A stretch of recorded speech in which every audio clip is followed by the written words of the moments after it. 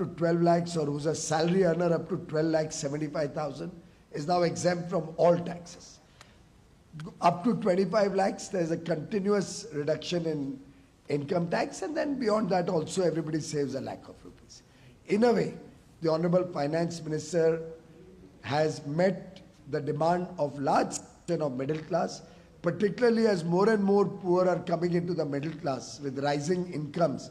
The last report was 25 crore poor have now come into the middle class, have been relieved from multidimensional poverty. I think it's a great relief to all those people. Delhi has the highest number of middle class people, with government employees, salary earners, traders, small MSME industry, and they will all get a big relief from this budget.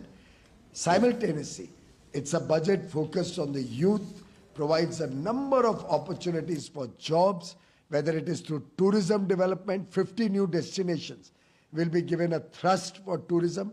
Udan, which will help 4 crore more passengers and new routes get concessional air travel and activate those airports, whether it's the thrust to manufacturing through toys, leather, the textile sector, technical textile sector, cotton sector.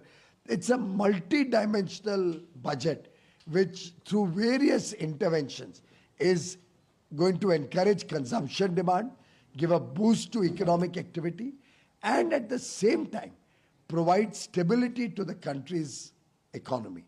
The fiscal deficit has been maintained at 4.4%. In fact, the current year fiscal deficit, which was expected to be 4.9, has closed at 4.8%. Next year will be 4.4%, well beyond everybody's imagination. That will help us bring down the overall debt to GDP ratio. And I think it's a signal that on her part, Honorable Finance Minister, under guidance of Prime Minister Narendra Modi, has given to the world that India will continue to be a stable economy. India will continue to work in the Amrit Kal towards becoming a Viksit Bharat, a prosperous nation by 2047. हमने देखा growth rate लगातार नीचे जा रहा था. आपको लगता है कि इसमें कुछ ऐसे समाधान दिए गए हैं कि ग्रोथ बहुत सारे समाधान दिए गए हैं. एक तो जब मध्यम वर्ग को आप डिस्पोजेबल इनकम, उनकी जेब में पैसा और छोड़ते हैं, इनकम टैक्स में बड़ी राहत देते हैं, तो उससे कंजम्पशन से ग्रोथ को बहुत बड़ा फिलिप मिलता है, बहुत बड़ा प्रोत्साहन मिलता है.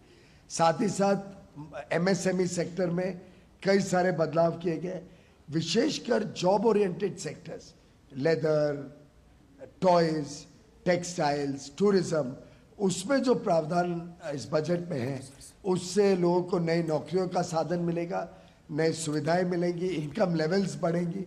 और किसानों को भी इस बजट में, चाहे वो उनका फार्मर्स क्रेडिट कार्ड, केसीसी किसान क्रेडिट कार्ड की लिमिट 3 लाख से 5 लाख करने की बात हो, चाहे उसमें रिसर्च और इनोवेशन अच्छे सीड्स में हो, मखाना बोर्ड बनाने की बात हो, चाहे वो हमारे कापूस कॉटन फार्मर्स की प्रोडक्टिविटी बढ़ाने की बात हो, पल्सेस मिशन से देश को आत्मनिर्भर बनाना हो तूर, मसूर, अरहर में, चाहे वो हमारे जो स्टार्टअप्स हैं उसके लिए फिर एक बार 10,000 करोड़ फंड ऑफ फंड्स का प्रावधान करना, साथ ही साथ 5 साल और 80 ISC का बेनिफिट स्टार्टअप्स को इनकम टैक्स में छूट देना.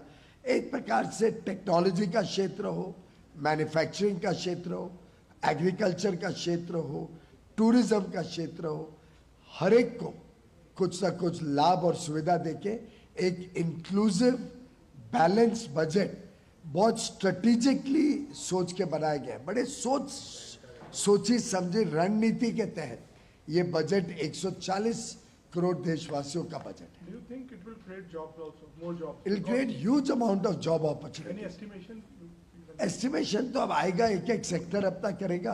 पर जैसे लेदर का माननीय वित्त मंत्री जी ने बताया, 22 लाख मोर jobs can be created directly and indirectly with the impactful ideas that she has proposed for the leather and footwear sector.